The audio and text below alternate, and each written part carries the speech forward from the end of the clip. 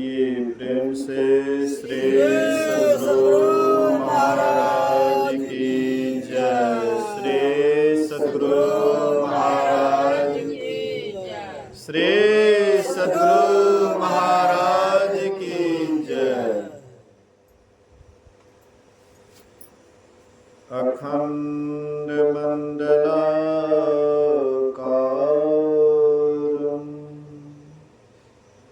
व्याप्तं येन चराचरं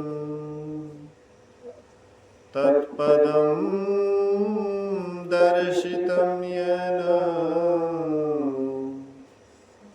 तस्मै श्री गुरुवे नमः। धन्य धन्य सतगुरु सुखद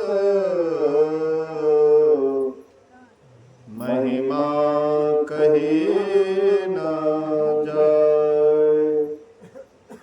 जो कछु कहाँ तुम्हारी कृपा मोते कछु न वसाए। सर्वत्र सर्वदा वर्तमान सद्गुरु महाराज जी के पावन चरणों में कोटि कोटि नमन। उपस्थित गुरुजन, धर्म प्रेमी सत्संगी बंधुओं, पूजनीय माताओं तथा भक्तिमती बहनों,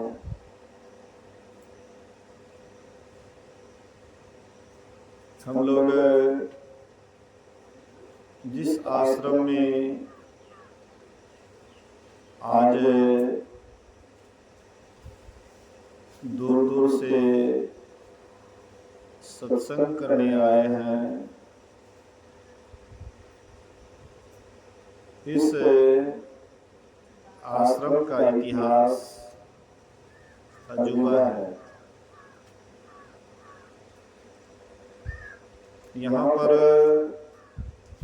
जब साधारण छोटा सा झोपड़ी था, उसी समय से ध्यान साधना होते आया। अन्य आश्रम में सत्संग प्रचार प्रसार विशेष रूप से होता है, भीड़ भाड़ अधिक होता है। लेकिन इस आश्रम में भीड़ भाड़ तो कम होता है, लेकिन तपस्या अधिक होता है। बहुत पहले से बाढ़ के समय में बाबा बोल रहे थे कि बाढ़ के बाद हम लोग आए हुए थे, 4-5 महात्मा थे, जिसमें एक ज्ञान शेखर बाबा थे, स्वामी जगदानंद बाबा थे, सुबोध बाबा थे, बिंदेश्वरी बाबा थे, मैं था।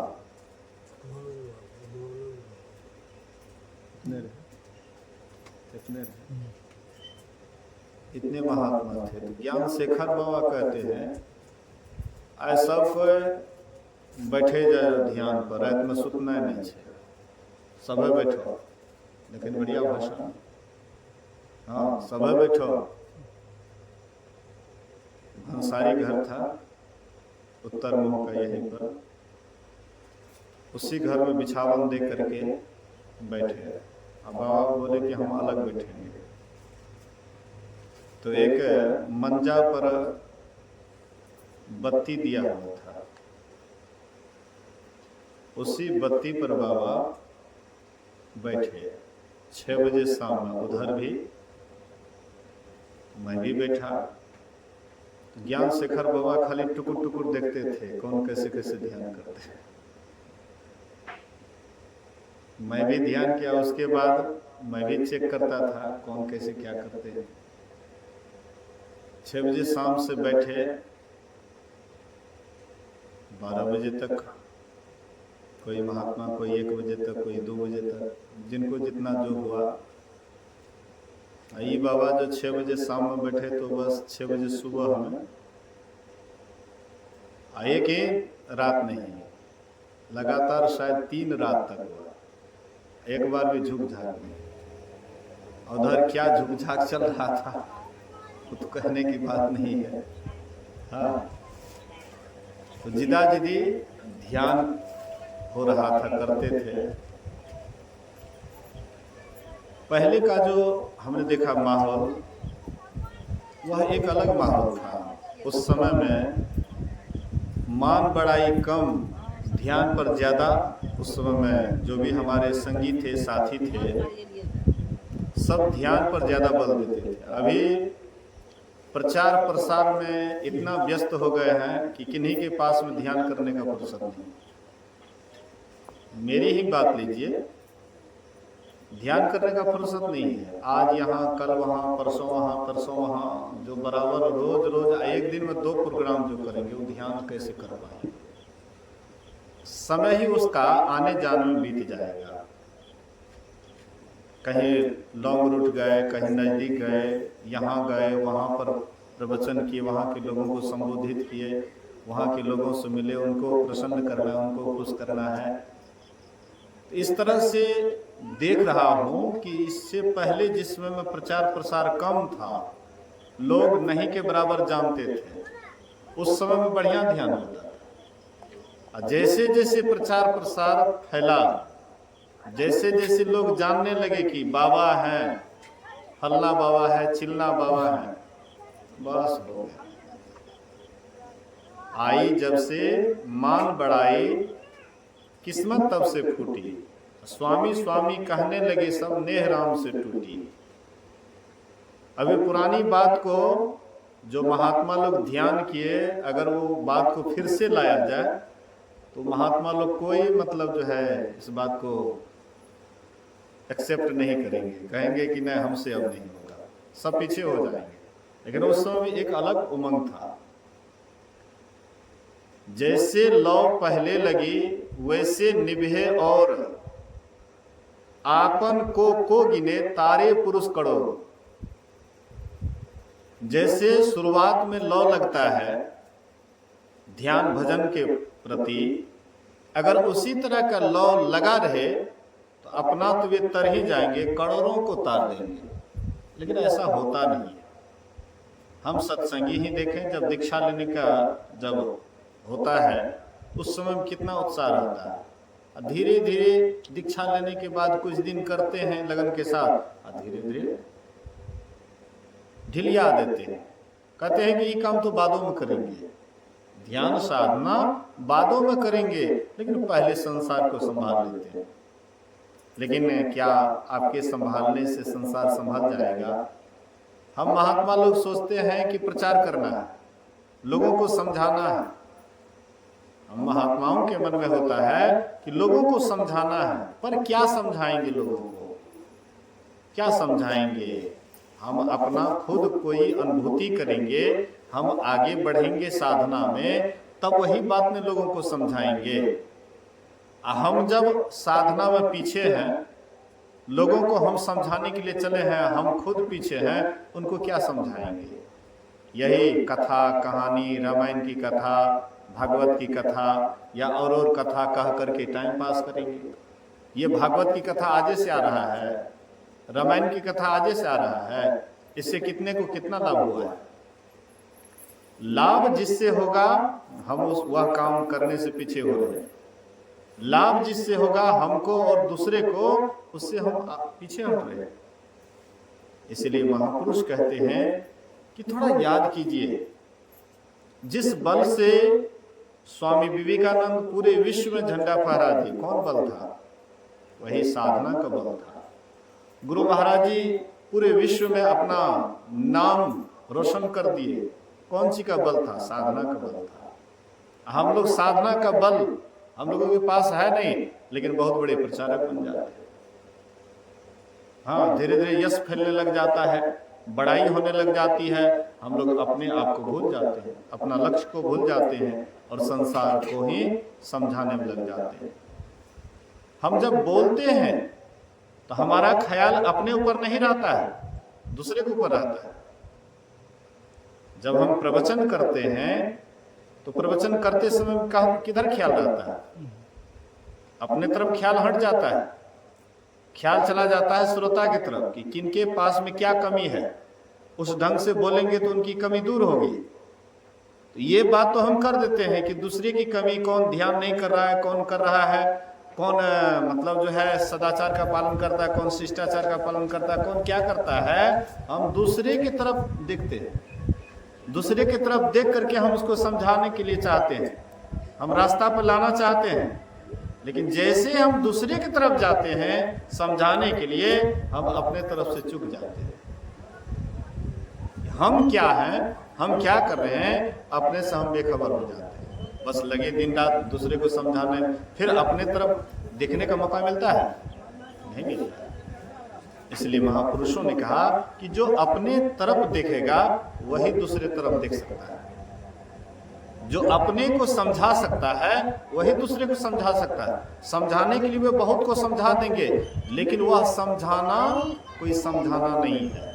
असली लक्ष्य का पता नहीं है और हम समझा रहे हैं। ना तो वक्ता को पता है कि असली लक्ष्य क्या है, और ना श्रोता को पता है। खूब भीड़ हो जाता है, हजारों की भीड़ हो जाती, क्या हो जाता है? समझ गए वो वक्ता जो समझा रहे हैं वो समझ गए, या श्रोता जो हजारों की भीड़ है वो समझ गए? नहीं, दोनों ही अज्ञान में ही पड़े हुए हैं। दोनों अज्ञान में पड़े हुए हैं और अज्ञानी अज्ञानी को समझाना चाहते हैं। क्या समझाएंगे? भला कभी अज्ञानी किसी अज्ञानी को समझा सकता है? हाँ, अज्ञानी को ज्ञानी समझा सकता है, लेकिन ज्ञानी कब होगा? ज्ञानी कैसे होगा? इस संसार में रहिएगा, अंधकार में रहिएगा, अज्ञान में रहिएगा और अंधकार में रह करके कितना बड़ा वक्ता बन जाइए, कितना हो बड़ा वक्ता बन जाइए, कितना हो आपका संसार में जय जयकार हो, इससे न तो आपके अंधकार लेश मात्र भी मिटेंगे और ना ही आप दूसरे को जो समझा रहे हैं वे भी, उसका भी अंधकार वैसे ही रहेगा।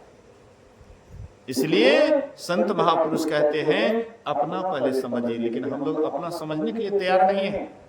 हम इतना अहंकार में ऊपर उठ चुके हैं, इतना अहंकार में हम आकाश में दीपक फहरा रहे हैं, सोचते हैं कि हम कोनो कम है। अगर हमें कमी रहती तो इतना प्रचार होता, लोग हमको इतना जानते हैं। यही अहंकार हमें डुबा देता है। लोग हमें जानने लगे तो क्या जानने लगे? अभी हम इतना लोगों को जो जना दिए हैं तो क्या जनाए हैं? कभी हम विचार किए हैं कि क्या जना रहे हैं? ना तो हमको खुद पता है कि हम क्या जना रहे हैं, और ना जिसको जना रहे उसको भी पता नहीं है कि हमको क्या जानना चाहिए। जो जानना चाहिए उससे हम बेखबर होते जा रहे हैं। आप ऐसा नहीं सोचिएगा कि संत मत के सत्संग में बहुत भीड़ होती है, बहुत ज्ञानी हो गया, बहुत वक्ता हो गया है तो बहुत ज्ञानी हो गया है। इससे ना तो ज्ञान में कोई अंतर पड़ने वाला नहीं है, भीड़ भाड़ से अंतर नहीं पड़ता है। गुरु महाराज जी के समय में लोगों की भीड़ कमी थी, लोग कम आते थे, लेकिन ज्ञानी थे, समझते थे, उस रहस्य को गहराई से लेते थे और उसके अनुसार चलते थे। आज देख लीजिए, गांव-गांव में सत्संगी, घर-घर में सत्संगी है, लेकिन आपस में किसी को भी मेल नहीं दिखेगा। एक दूसरे को देख करके चलते, सत्संगी को देख करके चलते, महात्मा को देख करके चलते। क्या प्रचार हो रहा है? यही घर-घर दीक्षा दिला रहे हैं, जबरदस्ती पकड़ करके। ये कौन प्रचार है? आपस में जब मेल नहीं हो रहा है, आपस में प्रेम नहीं हो रहा है, हम एक दूसरे को, पहले हम देखते थे कोई सत्संगी आता था तो बड़ा प्रेम से बैठाते, आइए बैठिए, अपने बिछावन में बैठा। अभी देखते हैं कोई सत्संगी आता है, हमारे बिछावन पर लाद दे दिए, गंदा हो गया। कैसा प्रेम है? विचार कीजिए कि हम लोगों के आपस में किस तरह का प्रेम है, कैसे हम आपस में एक दूसरे से निभा रहे हैं, एक दूसरे से कैसा प्रेम है। आपस में प्रेम नहीं हुआ, आपस में मेल नहीं हुआ, तो हम क्या प्रचार कर रहे हैं? यही दूसरे को समझा रहे हैं। हम कितना समझ रहे हैं? हम अपने आप को कभी नहीं देख रहे हैं। अरे ज्ञानी जितना ही ज्ञान में ऊपर चढ़ता है वह उतना ही झुकता है। क्या आप देखते हैं किसी में झुकाव? आम का पेड़ है ना, आम का पेड़ है जिसमें जितना ही आम फला हुआ है और जितना ही धीरे धीरे आम बड़ा होता है, डाल झुकते जाता है। डाल अगर ऊपर की तरफ है उसमें आम नहीं है, जिसमें आम होगा डाल झुकेगा। चाहे कितना हो बड़ा वक्ता हो, कितना हो भीड़ होता हो, लेकिन अगर उनके अंदर नम्रता नहीं है, झुकाव नहीं है, तो समझ जाइए कि थोथा वक्ता है, केवल दूसरे को समझाने वाला।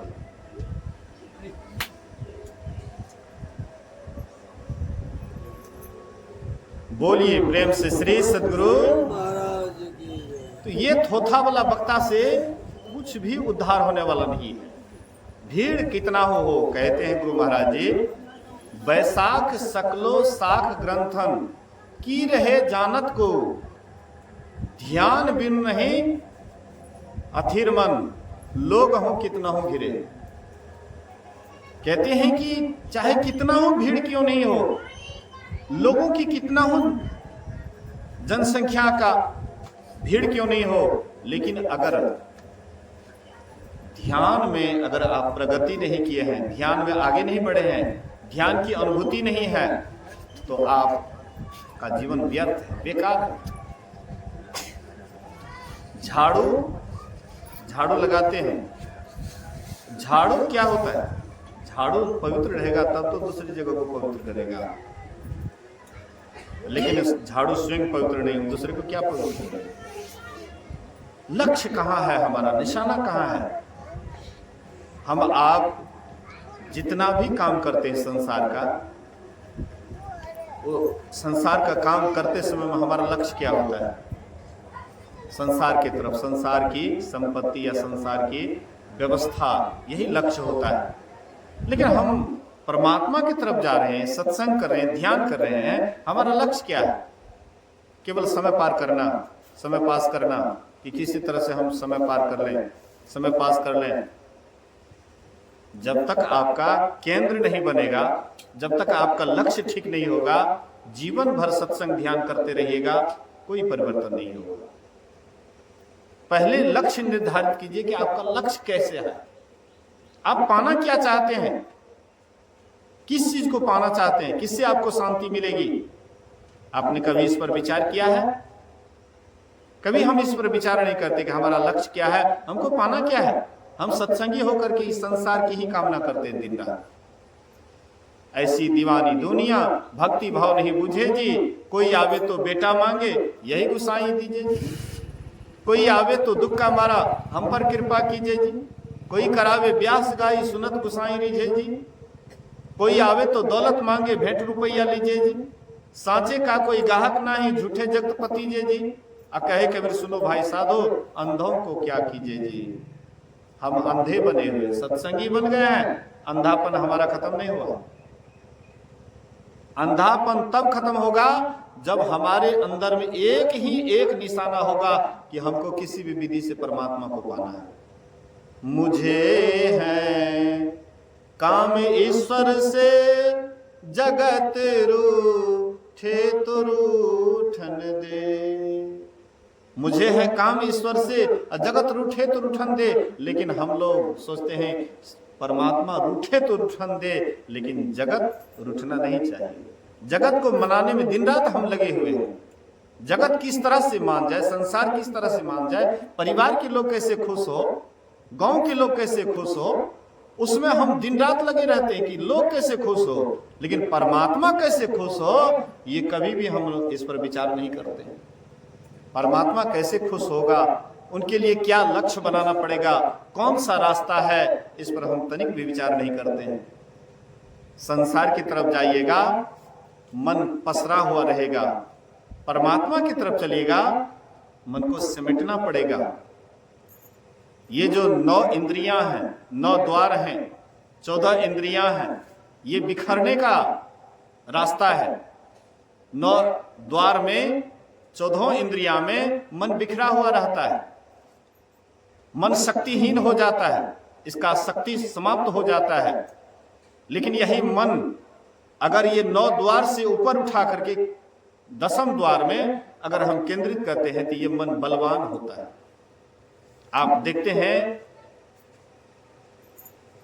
हैं बर्फ होता है, बर्फ से अधिक फैलाव पानी का होता है, पानी से अधिक फैलाव वाष्प का होता है। जितना ही सूक्ष्म होते जाता है उतना ही उसका विस्तार फैलाव होते जाता है। इसी तरह से हमारा मन जब तक इधर संसार में पसरा हुआ रहता है तब तक ये मन कमजोर रहता है, बलहीन रहता है, दीनहीन रहता है। संसारी लोगों को कभी देखे हैं आत्मबलवान? दीनहीन बना रहता है।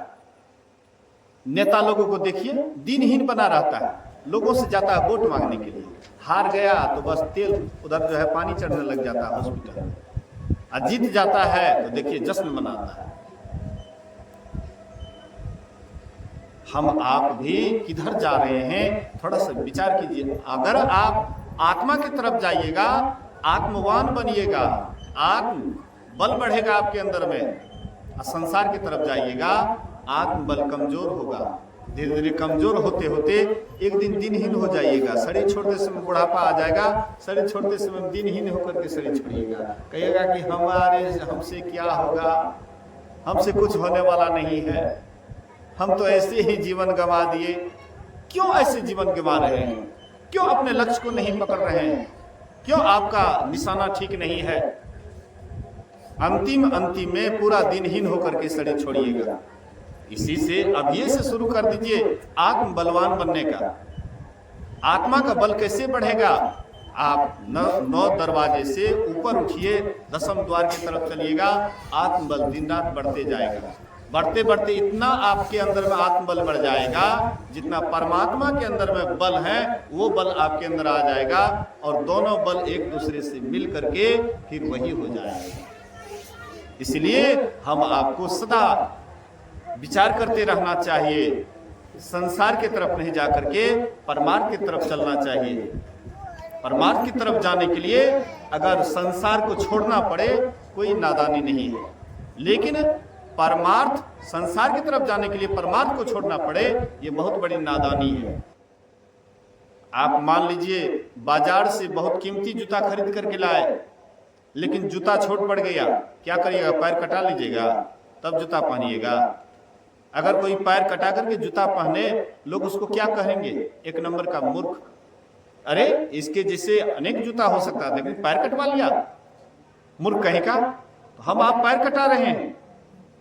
हम आप आत्मा के लिए आत्मा की तरफ नहीं जाकर के हम लोग सड़ी संसार की तरफ दिन रात जा रहे हैं, और बाद में हम लोगों को पछताना पड़ेगा।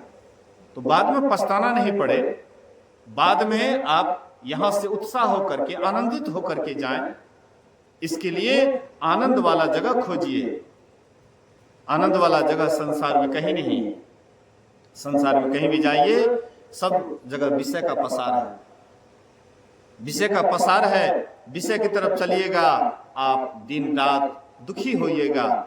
निर्विषय की तरफ चलिएगा, आपके अंदर में एक आत्मबल बढ़ेगा, हिम्मत बढ़ेगा परमात्मा की तरफ चलने का। और एक दिन आप उधर जा करके परमात्मा का जब साक्षात्कार कर लीजिएगा। अब परमात्मा का साक्षात्कार करने के लिए कहीं बाहर जाने की आवश्यकता नहीं है, कहीं भी बाहर नहीं जाना है, बस अपने अंदर चलना है, अपना निशाना अपने अंदर लगाना है। सुन ए तकी न जाइयो जिनहार देखना, अपने में आप जलवे दिलदार देखना। कहते हे तकी तू कहां जा रहा है?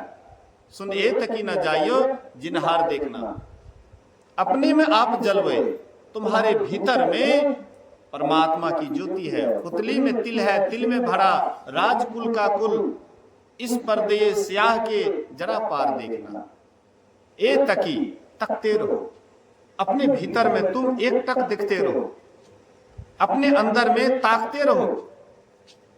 जैसे बाहर में लोग टकटकी लगा करके कोई चीज को देखते हैं, वैसे ही कहते हैं कि अंदर में एकदम टकटकी लगा करके देखो, तकते रहो। हाँ, देखते रहो, देखते देखते वह चीज दिखाई पड़ेगा जो कभी नहीं देखे हो। लखत लखत लखी पड़े अकटे जम फंद है, लगते लगते वह चीज लखेगा जिससे कि जम का फंदा ही खत्म हो जाएगा। यमराज का राज्य अंधकार मंडल तक है। बोलिए श्री सद्गुरु। यमराज का राज नरक अंधकार तक है, अंधकार में रहिएगा, यमराज के राज में रहिएगा। चाहे धनी होकर के शरीर छोड़िए या निर्धन होकर के शरीर छोड़िए, लेकिन यमराज के ही राज में रहिएगा। हाँ, अंधकार, अगर आप अंधकार से ऊपर उठ जाते हैं, ध्यान भजन करके, साधना करके ऊपर उठ जाते हैं, अगर आप प्रकाश में चले गए तो स्वर्ग में चले गए। फिर स्वर्ग में जाने के बाद जब आपका शरीर छूटेगा तो फिर यमराज के राज में नहीं रहिएगा। अभी जो स्थिति आपकी है, यही स्थिति से शरीर छोड़ने के बाद के जीवन का अनुमान लगा सकते हैं, अनुमान कर सकते हैं अभी हमारी क्या स्थिति है। अगर हम अंधकार में ही अपने ख्याल को उजराए हुए हैं, सूरत को अटका करके रखे हुए हैं, तो समझ जाइए शरीर छूटने पर नरक में ही जाना पड़ेगा, कोई रोकने वाला नहीं है। ये मत सोचिए कि थोड़ा बहुत गुरु महाराज जी का हम नाम ले लेते हैं, गुरु महाराज जी हमको प्रकाश क्या कहते हैं स्वर्ग में दे आएंगे। गुरु महाराज जी तो आपको रास्ता बतलाए, तो गुरु महाराज जी आपको पकड़ करके थोड़े कहीं लेकर के चले जाएंगे। रास्ता बतला दिए हैं, आप उस रास्ता पर चलिएगा। बाप बेटा तो बहुत है, एक पिता के विपुल कुमारा हो ही पृथक गुणशील आचारा। तो एक पिता के बहुत बेटा है, लेकिन सही बेटा वह है जो बाप के अधूरे काम को पूरा करता है। तो बाप का क्या मनसा है, उनके मनसा को देख करके उनके अनुकूल चलता है, तो कहता है ये बेटा मेरा बहुत अच्छा है। इसी तरह से हमारे जो पिता हैं गुरु महाराज जी, उनकी क्या मनसा है? उनकी मनसा है कि मेरे पास आ जाए, मैं जिस तरह से परमात्मा का साक्षात्कार किया हूं, मेरा बेटा भी उसको साक्षात्कार करे। और जो उस रास्ते पर चलेंगे तो उसका बेटा है। संत मता बिनु गति नहीं, सुनो सकल दे कान, जो चाहो उद्धार को तो बनो संत संतान। संत का संतान कब है? जब संतों के रास्ते पर चलते हैं। संतों का रास्ता क्या है? बाहर में रास्ता है कि उस पर जाकर के हम यहां से वहां चले जाएंगे? बाहर में संतों का रास्ता नहीं। दादू जाने न कोई, संतन की गति गोई। हे दादू जाने ना कोई, संतों की जो गति है, चाल है, कहते बाहर में किसी को दिखाई नहीं पड़ता है कि संतों की कैसी चाल है।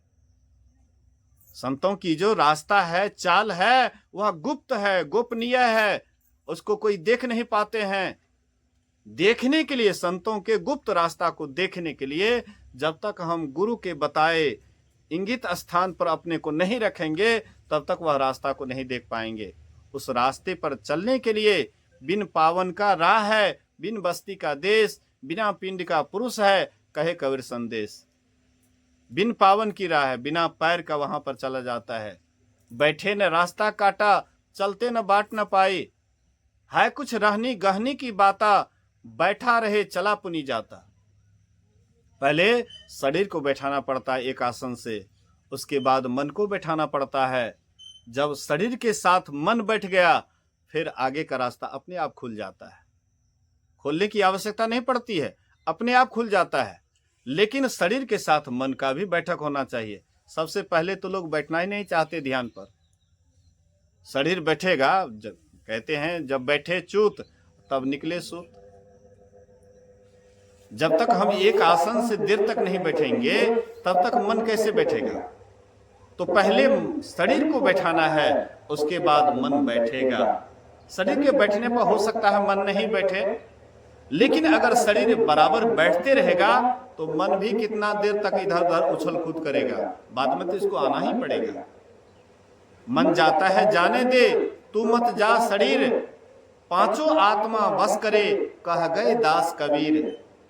संत कबीर साहब कहते हैं मन जाता है जाने दे, तू मत जा शरीर।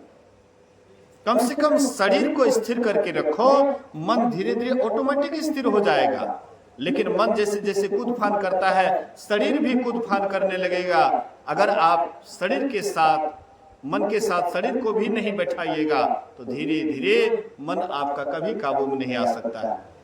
इसलिए एक आसन से देर तक बैठना चाहिए, जिस समय में आपको फुर्सत मिल जाए। कोई जरूरी नहीं है कि उसी समय बैठना है, जब आपको फुर्सत मिल जाए, जब आपका मन कहे कि अभी बैठना चाहिए।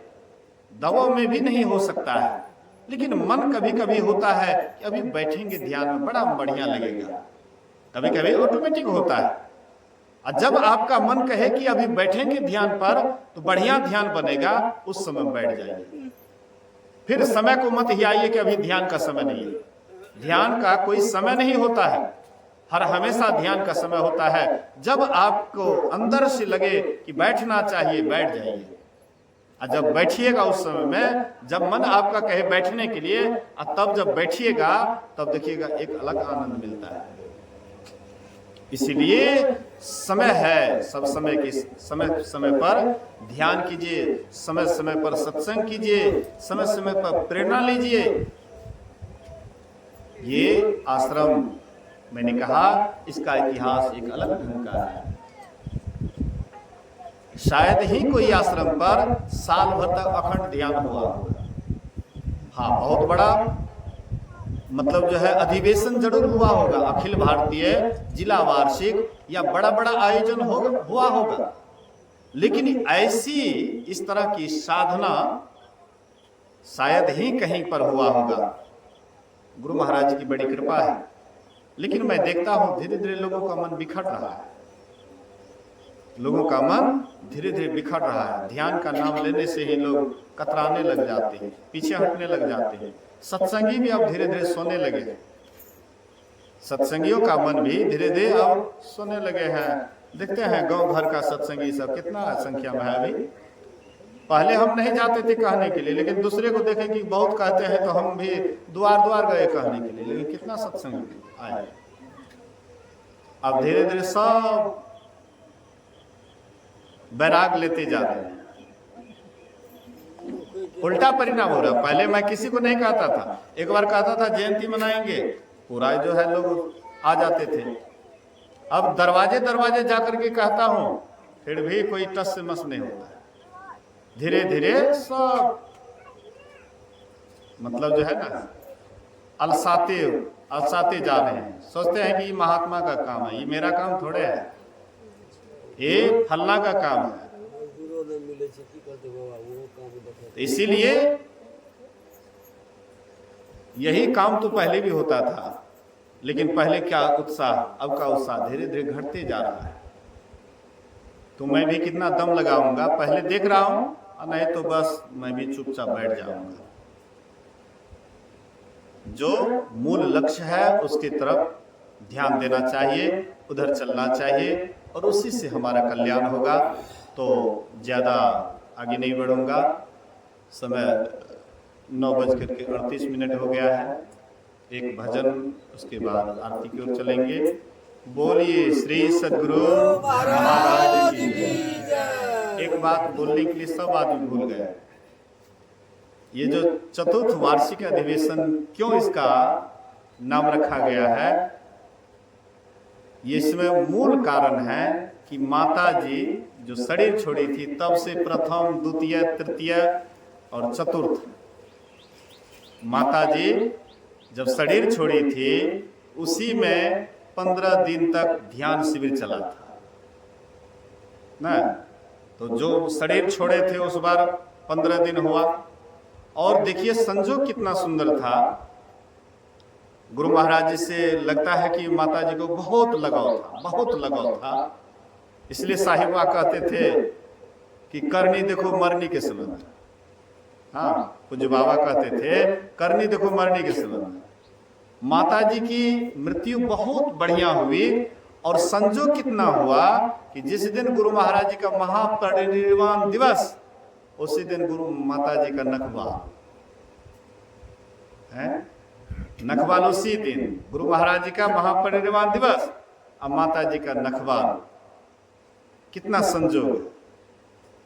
तो उसी बार से हम लोग आपस में विचार किए कि मतलब जो है उसी वर्ष से जो है ये लगातार जयंती से लेकर के महापरिनिर्वाण दिवस तक ये कार्यक्रम लगातार चलते रहे। आजकल होता है क्या, कभी ज्यादा गर्मी हो जाती है, कभी बारिश हो जाती है, कभी कुछ होता है, लोगों का मन बिखर जाता है, थोड़ा व्यवस्था की भी कमी है। अभी साधक मतलब अधिक से अधिक मंगाते, लेकिन उसको रखने के लिए व्यवस्था की कमी दिखाई पड़ता है। नीचे जमीन बना हुआ नहीं है, जमीन बना हुआ रहता है तो कहीं पर भी कोई लेट जाते हैं, लेकिन हाँ प्लेन जमीन पर उसमें भी जंगल झाड़ है, अगल बगल में जंगल झाड़ है, यातायात का साधन भी नहीं, यातायात की भी असुविधा है। इन सारी कठिनाइयों के कारण फिर भी मैं सोचता हूँ कि जंगल में ही मंगल होता है। वहाँ जंगल में जाते हैं तो वहाँ पर कौन व्यवस्था रहता है, यहाँ पर तो इतना घरों रहे। थोड़ा जा करके जंगल की तरफ टहलिए, वृक्ष के नीचे महात्मा लोग बैठ करके ध्यान करते हैं। हरिद्वार में अब तो कुछ सरकार नियम लगा दिए हैं, हरिद्वार में एक एक महात्मा क्या करते थे, छोटका झोपड़ी बना लेते थे जंगल में और वहीं पर बैठ करके ध्यान करते थे। कोई वृक्ष के नीचे बैठ करके ध्यान करते थे। और गुरु महाराज की कृपा से तो ये भी कम थोड़े हैं। हम लोग तो बस इच्छा पर इच्छा करने लगे जाते, इसलिए तो परेशानी होती है। नहीं तो जो है जितना ही है उतना ही में अगर हम चाहेंगे तो बहुत बढ़िया से कर सकते हैं। तो अपराह्न भी सत्संग है, उसमें भी सब कोई बहुत सत्संगी, उम्मीद है कि बहुत तरह कहा गया है, बहुत लोग आएंगे और जो आए हैं उनके लिए जलपान और भंडारे की व्यवस्था है। तो आप लोग जलपान भंडारा पान करेंगे, उसके बाद अपराह्न सत्संग करके ही कोई प्रस्थान करेंगे। बोलिए प्रेम से श्री सद्गुरु महाराज की।